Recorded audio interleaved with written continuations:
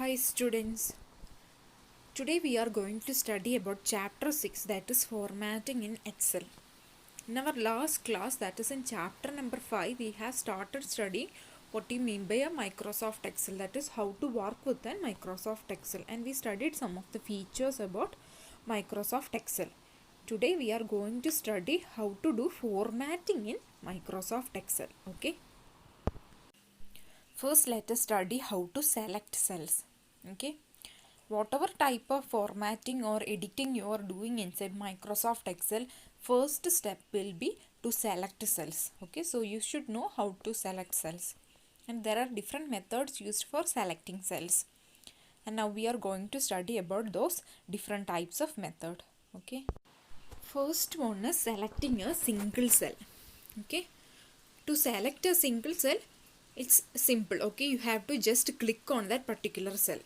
Okay, for selecting a single cell, you have to just simply click on that particular cell. See in this figure, for selecting the cell A3, I just have to click on that particular cell. Once again, for selecting a single cell, you just have to click on that particular cell. Next one is selecting the entire worksheet. For selecting the entire worksheet, you have to press Ctrl plus A, or you have to press Ctrl plus Shift plus space bar. Okay, for selecting the entire worksheet, you have to press Ctrl plus Shift plus space bar. Once again, for selecting the entire worksheet, you have to click Ctrl plus Shift plus space bar. Okay. Next one is selecting an entire row. To select an entire row, you have to select the first cell in the row and press Ctrl plus Shift plus right arrow key. Okay, to select an entire row, select the first cell in the row and press Ctrl plus Shift plus right arrow key. See in this picture, I want to select third row. Okay, for that first I have to select the first cell, that is the cell A3. Then I have to press Ctrl plus Shift plus right arrow key. Once again, you have to select the first cell in the row and you have to press Ctrl plus Shift plus right arrow key. For selecting an entire column, you have to first select the first cell in the column and press Ctrl plus Shift plus down arrow key. Okay. For selecting an entire column, you have to first select the first cell in the column and press Ctrl plus Shift plus down arrow key. See in this picture, I want to select the column, entire column B. Okay, so I am first selecting the first cell, that is B1. Okay, then I am pressing Ctrl plus Shift plus down arrow key. Once again, you have to first select the first cell in the column and press Ctrl plus Shift plus down arrow key. Okay, this is how you select an entire column. Next, let us see how to select non-adjacent cells. First step is you have to click on the first cell. Then second step is keeping the Ctrl key pressed, click on the cells which are to be selected. See in this picture, first cell that I am clicking is B2. Okay, I am clicking on the cell B2, then I am keeping the Ctrl key pressed. Then I am clicking on the cell B4. Okay, the next cell which I want to select is B4. By keeping this Ctrl key pressed, I am clicking on the cell B4. Okay, this is how we are selecting non-adjacent cells. First step is you have to click on the first cell.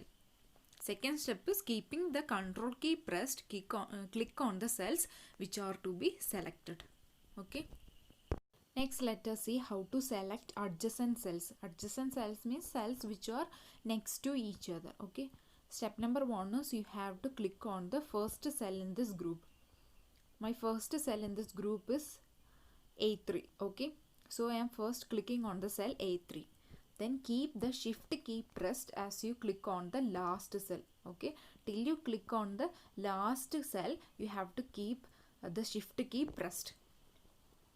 And the selected cells will get highlighted in blue. See in this picture, the selected cells, they are been highlighted in blue. Step number 1 is you have to first click on the first cell. Here my first cell is A3. And then I am keeping the shift key pressed. By keeping the shift key pressed, I am clicking till the last cell which are to be selected. And the selected cells will get highlighted in blue. Okay, this is how we are selecting adjacent cells. Next topic is formatting data. That is, you can change the font size, font style, color of the data. Okay, for doing that, or for formatting the data in the cells, you have to follow these steps. Step number 1, you have to select the data that is to be formatted. And second step is you have to click on the home tab, and in the home tab you have to go to the font group. Okay, see what you see in this picture, it is the font group. And third step is choose a font from the font drop down list. See step number 3, you have to choose a font from the font drop down list. And fourth step is you can choose a font size from the font size drop down list. See number 4 in that particular figure.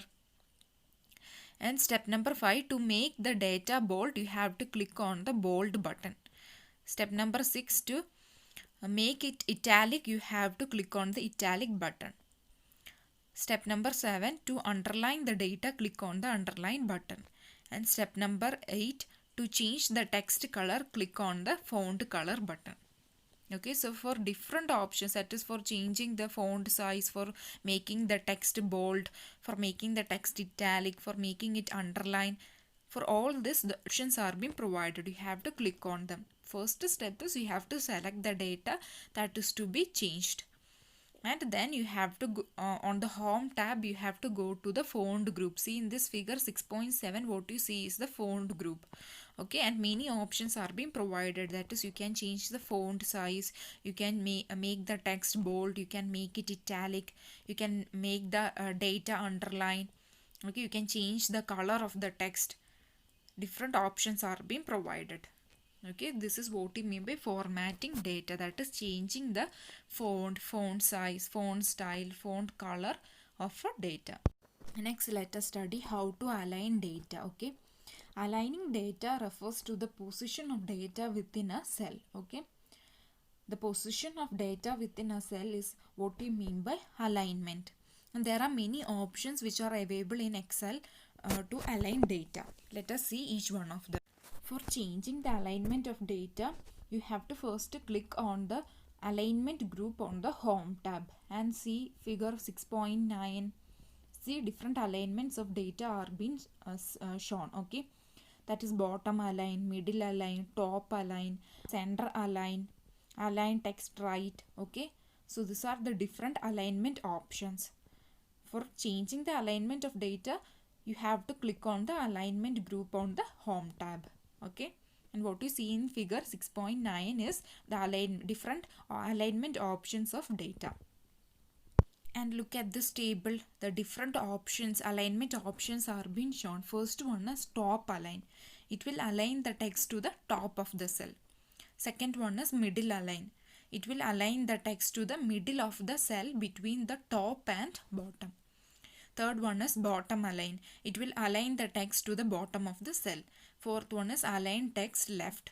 It will align the text to the left of the cell. And center. Align the text to the center of the cell. And last one is align text right.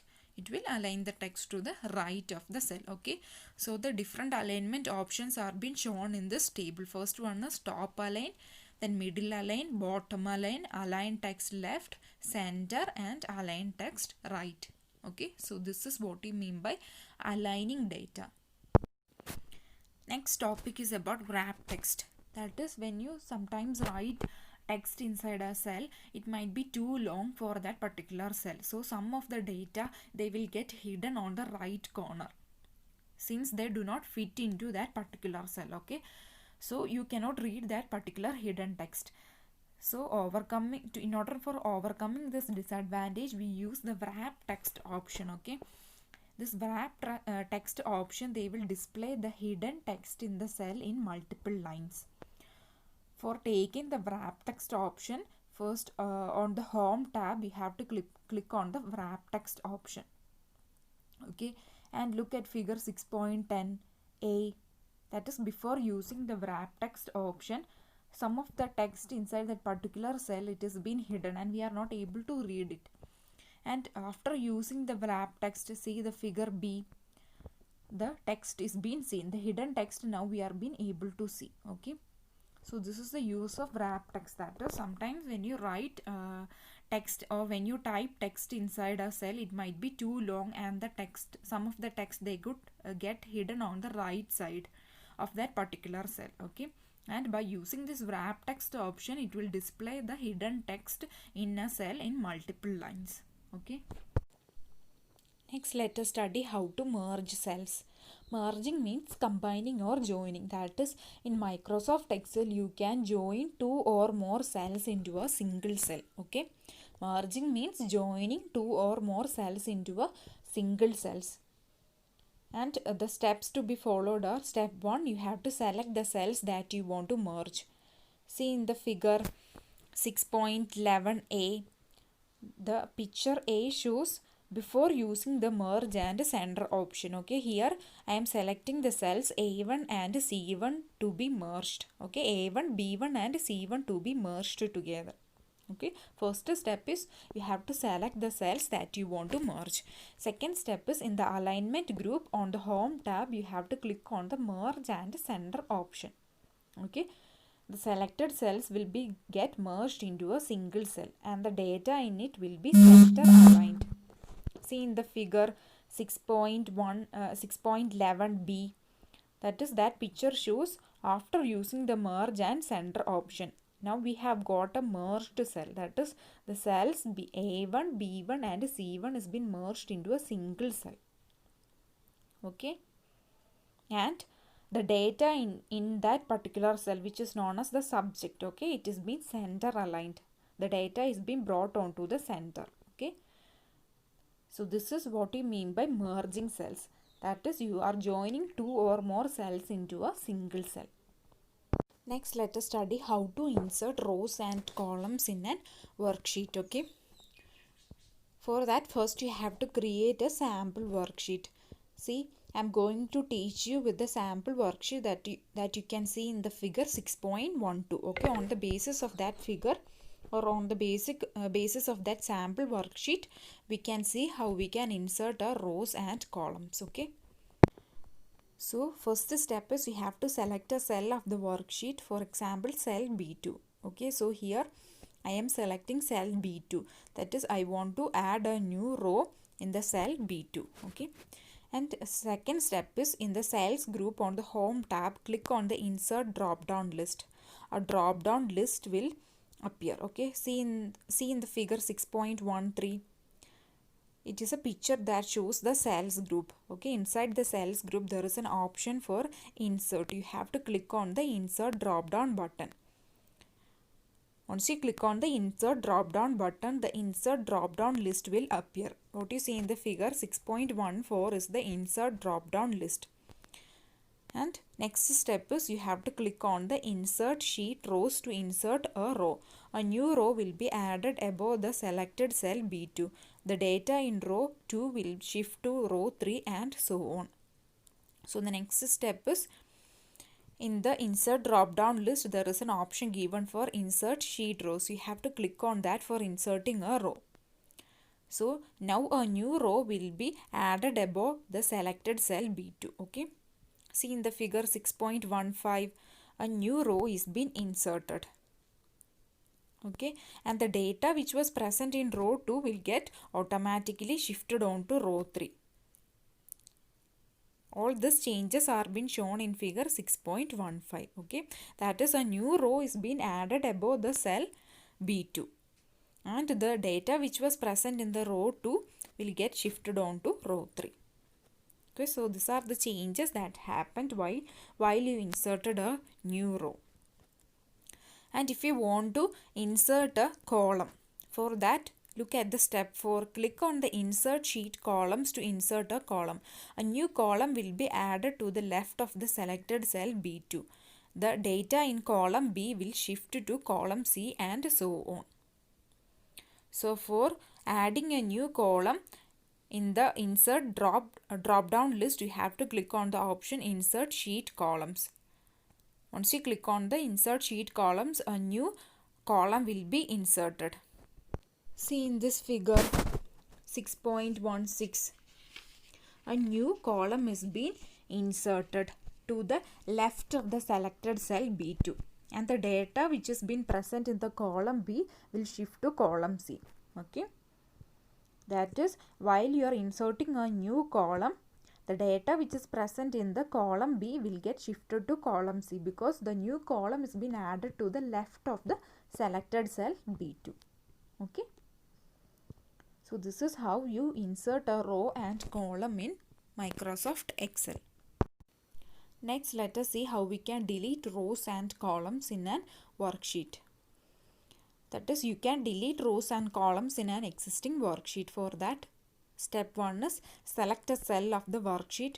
For example, cell B2 in figure 6.16. That is, we are trying to delete the rows and columns which are present in the figure 6.16. Okay, so you have to refer to figure 6.16. First, we are selecting the cell, for example, the cell B2 inside the figure 6.16. And second step is in the cells group. On the home tab, click on the delete drop down arrow. A drop down list will appear. See in the figure 6.17, cells group is being seen. There is an option given for delete. You have to click on that delete drop down arrow. A delete drop down list will appear. What you see in the figure 6.18 is the delete drop down list. Okay, and see step number 3. To delete an entire row, click on the delete sheet rows option in the drop down list. Row 2, the row of the selected cell B2 will be deleted. Okay, so for deleting an entire row, you have to click on the option delete sheet rows. Okay, now see what change has happened. See in the figure 6.19, that is the row 2.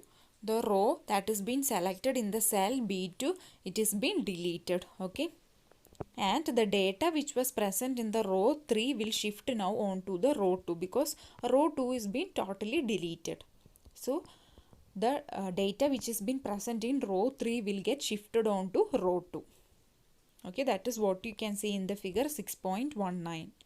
And see step number 4. To delete an entire column, you have to click on the delete sheet column option that is present in the drop down list. Okay, the column of the selected cell B2 will be deleted. The data in the column C will shift to column B and so on. And see in the figure 6.20, by deleting the column, what changes has happened? That is, the data which was present in the column C will get shifted to column B. Okay, when you deleted a row, that is row 2 of the cell B2, what change did happen? The data that was present in the row 3 get shifted to row 2. And when you deleted a column, the data which was present in the column C will shift to the column B. Okay, so this is how we delete rows and columns. Next, let us see how to format rows, columns and cells. That is, in Microsoft Excel, you can change the row height, column width. You can also fill in colors. You can add borders to the cell. Okay, so you can do formatting inside the worksheet. First, let us study how we can change the row height. For that, you have to follow some steps. Step number 1, select any cell of the row. In the cells group on the home tab, click on format. A drop down list will appear. Step number 3, click on row height to open the row height dialog box. And step number 4, type a value in the row height box and click on OK. You can adjust row height according to the text in Excel. For this, click on auto fit row height from the drop down list. Okay, so these are the steps for changing the row height. First step is you have to select any cell of the row, and second step is, see in the figure 6.21, in the cells group at the home tab you have to click on the format. Okay, you have to click on the format in the cells group. Then a drop down list will appear. Look at the figure 6.22.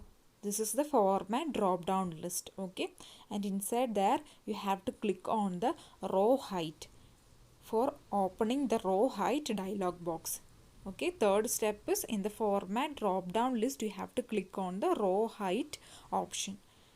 Then the row height dialog box will appear. See in the figure 6.23, what you see is the row height dialog box, and inside that you can type the value for the row height box and you have to click on the OK button. So now you can adjust the row height according to the value that you have given. Okay, so this is how you can change the row height. Next, let us see how we can change the column width. The steps are similar to how we changed the row height, only little differences are there. Okay, so first step is you have to select any cell in the column, and second step, in the cells group on the home tab, click on the format drop down arrow. The format drop down list will appear like what we did for changing the row height. That is, first you have to click on the cells group inside the home tab, and then you have to click on the format drop down arrow. The format drop down list will appear, and inside the format drop down list you have to click on the column width to open the column width dialog box. Okay, and fourth step is type a value for the column width and click on the OK. You can adjust column width according to the text. For this, click on the auto fit column width in the format drop down list. Okay, so step number 3 is, from the format drop down list you have to click on the column width. Okay, see in the figure 6.25 we are clicking on the column width. Once you click on the column width dialog box will appear. See what you see in this picture, it is the column width dialog box, and you have to type a value for the column width and you have to click on the OK button. Okay, this is how you are changing the column width. The steps are similar to how you changed the row height. Okay, only difference comes inside in the case of dialog boxes. In changing height, you have to open the row height dialog box. Here we are opening the column width dialog box. Okay, that is the only difference between both cases. So now we have seen how to change the row height and also how to change the column width. Now let us see how we can fill colors inside a cell. So for that first you have to select the cell, and in the font group on the home tab click on the fill color button. The fill color box palette will appear, and finally you have to choose a color. Once again you have to select the cell in which the color is to be filled, and second step is, in the font group on the home tab you have to click on the fill color button. The fill color dialog box palette will appear. Okay, and third step is you have to choose a color from that. See what you see in this picture is the fill color box palette. Okay, once you click on the fill color button, the fill color box palette will appear, and what you see in this picture is the fill color box palette. From this you have to choose a color. Okay, this is how you fill color in a cell. Next, let us see how we can add borders to the cell. Step number 1, you have to select the cell. Step number 2, in the font group on the home tab, click on the borders button. The borders drop down list will appear. Step number 3 is choose a border style. And step number 4, click on the line color to choose a color for the border.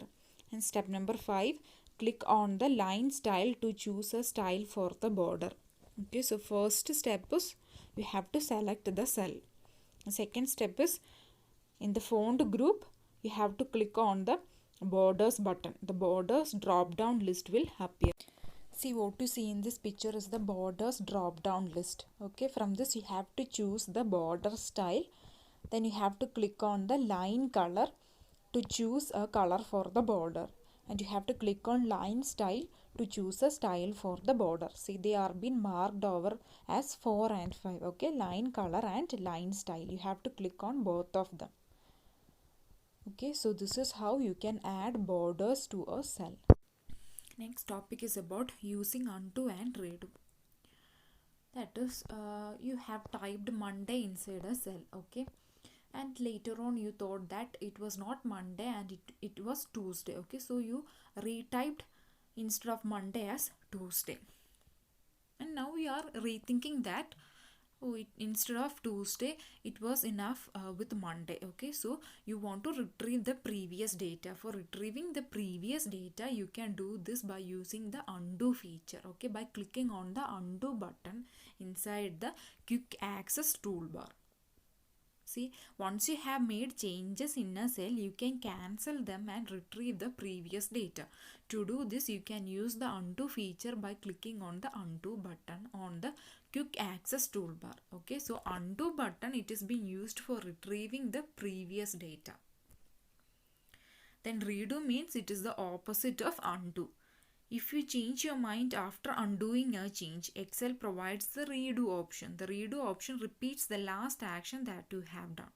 Okay, that is, redo is opposite of undo. Redo will provide, or it will repeat the last action that you have done. Okay, and you can use this option by clicking on the redo button on the quick access toolbar. Okay, so undo and redo, this both of them are present at the quick access toolbar. By undoing, you can retrieve the previous data. By using the redo option, you can repeat the last action that you have done. Okay, so this is what we mean by undo and redo. And see the symbols for undo and redo in the figure 6.31. Okay, in the figure 6.31, the undo button and redo button, it is been marked over. Next topic is about using autofill. That is, Excel provides a unique feature to automatically fill data in cells. This feature is known as autofill. To use this feature, you have to follow these steps. Step number 1, type January in any cell in a worksheet. Step number 2, bring the mouse pointer to the bottom right corner of the cell. The pointer turns to a plus sign. This is known as fill handle. Drag it across the column to select the cells where you want to display the names of the month. Okay, here what we are going to study about a feature that is known as autofill. Okay, we'll look on to the example, then you will clearly understand what we mean by this. See in this picture, figure 6.32. Okay, in a cell it is being written as January. Okay, first step is you have to type January in any cell in a worksheet. Okay, and second step is you have to bring the mouse pointer to the bottom right corner of the cell. Okay, you have to bring the mouse pointer to the bottom right corner of the cell in which you have typed January, and that pointer will turn to a plus sign, and this is what we mean by fill handle. Okay, the pointer will turn to a plus sign, and that is what we mean by fill handle. And you have to drag this fill handle across the column to select the cells where you want to display the names of the month. Okay, and you have to drag this fill handle to number of columns for selecting the cells in which the corresponding months are to be displayed. And see in the figure 6.33, see automatically the other months are being displayed. This is what we mean by autofill. That is, automatically we are filling data inside the cell by using a fill handle. Okay, once again, first step is you have to type January in any one of the cell, and you have to bring the mouse pointer to the bottom right corner of that particular cell in which you have typed January. Okay, and this pointer will turn to a plus sign, which is known as fill handle. See in this picture you can see a plus sign. Okay, and you have to drag that fill handle across the columns